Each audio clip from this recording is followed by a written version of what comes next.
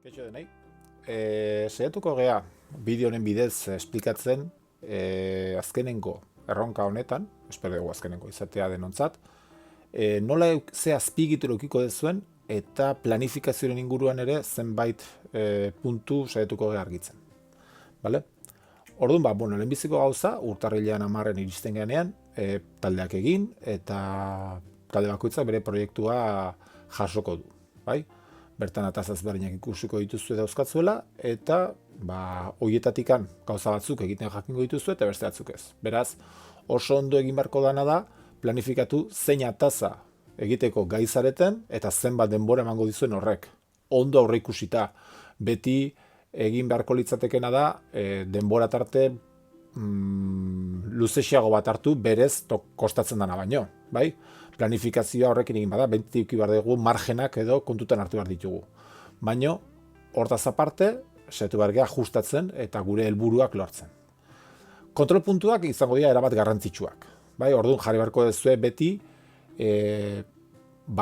nunbait edo momenturen batean ez balin badago zerbait egina, alarma bat agertu beharko da eta ikusi beharko da agian lan gehiago egin behar degula, errekuperatu behar degula, beste ordu batzuetan klaseaz gain, edota beste helburu batzuen bila joan behar garela, edo zerbait ezin degula egin. Orduan, hori guztia ere bai, eta informazioak ero egin beharko duzue gorde trakutsi. Denbora hartu behar duzue egunero egiten duzuen hori redaktatu, horren kapturak eta bestelako gauzak ere egiteko.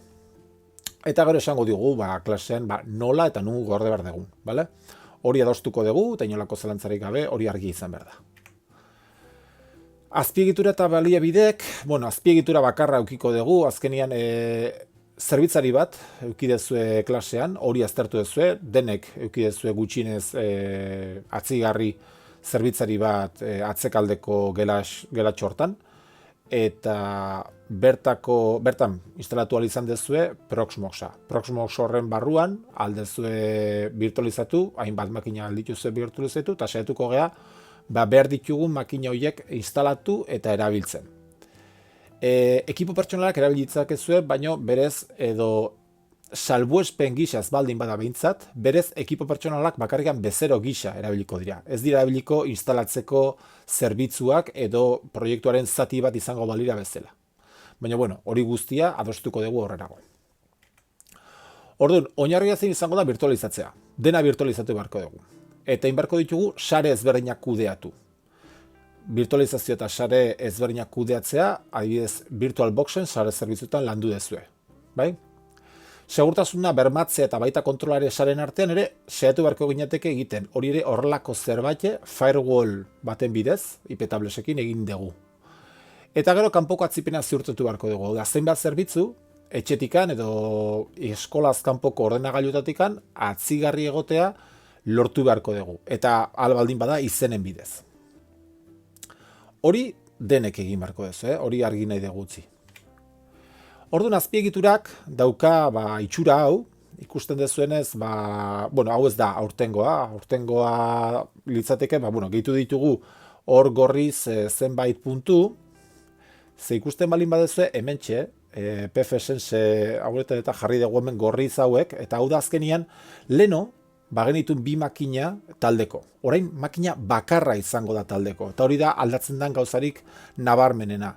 Leno makina bat beti erabiltzen zen, hirua horekin eta fisikoki sortzeko sare, hiru sare fisiko ezberdin edukitzeko. Hau da, izateko WAN, DMZ eta LAN sareak ezberdin dual izateko. Orain, WAN fisiko izango da, noski, makina guztiak aterako diralako kanpora eta kanporako sare hori WAN izango litzateke, baina nahi baldin baditugu sortu LAN eta DMZ denak egon barko dira, esan dugun makina honen barruan, hau da makina bat, eta makina honen barruan egon barko dira bi sare ezberdin. Bakoitzak edukiko ditu bere zerbitzariak, eta bezeroak, eta dan alakoak igual izan daiteke lan, pixka zabarra naiz errotula gailu honekin, baina eta hau DMZ, baina lan eta DMZ-ak ez dute eukiko ezberdintzapenikan fisikoki. Hau da, ingo genuke, VirtualBoxekin egin dugun gauza berdina. Bi makina ez daude sare berean, ez balin baditugu konfiguratzen sare berean daudela. Hau da, interfaze virtualak ere, sariko interfazeak ere virtualak izango dira. Orduan, pixka bat hori nahiko genuke argi utzi. Makina bakarra daukazuela eta makina horrekin sortu barri duzuela sare ezberdin guztiak. Bale? Orduan, hau hemen diagrama honetan ikusten da azkenian bi taldentzako dagoen prestatuta, bale? Azkenian hemengo hau elementu hauek guztik izango lirateke talde bakoitzak eduki beharko lituzkenak. Hau da, bere etxetikan alko luke routerran bitartez atzitu bere barne routerra edo barneko firewalla eta horren ondorioz baita ere DMZ-tako makina edo zerbitzu guztiak, bale? Hemengo elementu hauek guztiak alko lirateke gero atzitu kanpotikan. Osea, hemendikan honea atzipena egotea bermatu behar da. Eta hori talde guztietan. Ados?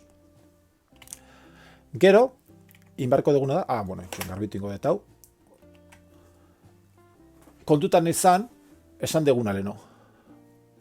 A plana, B plana eta C plana beharko dira. Hau da, gauza batzuk ezpalin badakizue egin alko dituzuen, argi uki behar dezuena da, ea probak egiteko tarte bat utzi beharko diozuela eta baita ere muga batzu jarri beharko dituzuela. Hau da, egun bat ikusten badegu, hau asko luzatzen zaigula, beste erabatea plantatu behar daukagu. Eta ezin baldin badegu beste erabategin, beste modu bat planteatzen dugu. Baina hori da ezinbestekoa, bale? Orduan, hori beti sortu beharko duzue A plan bat, bale? Eta hori ikusten dezuenean ez dijoala, adibidez lehen esan deguna, DMZ eta lana ezin baldin baditugu ondo bereizi, edo ezin baldin badegu sortu, edo jarri router firewall bat DMZ eta lansaren artean, edo ez baldin badegu horrek funtzionatzen, agian egin beharko dituguna da lana eta DMZ biak batu, eta gero kanpotik handena atzigarri egotea. Baina hori guztia ondo pentsatu beharra dago, eta argudietu beharra dago zergatikan hartu den erabaki bakoitza. Bale? Eta egin beharko dira plan horiek guztiak aurre ikusi. Edo behintzat egin beharko da zerbait gehiago egin. Ez bakarrikan jarri, egun hontan hau ingo dut, beste hontan hau ingo dut. Ez. Saiatuko ge hau egiten, ez baldin badakigu egiten, ez baldin bazaigu ateatzen, tarte hau emango diogu, eta bestela jungo gera beste honen bila. Orduan hori egitea, eta beraz, B plana eta hasta C plan bat eukitzea oso garrantzitsua da, bale? Ze edozein momentutan zerbait pikutera joan daiteke, eta horren aurrean ere zer reakzio daukazuen guk hori neurtu nahi dugu, bale? Orduan, lanean hasi horretikan, neko genukena da baita ere, irakaslearekin adostea planifikazioa, hau da, esatea guri nola planteatu dezuen gure atazak egitea. Noiz eta nola, oso argi uztea, bale?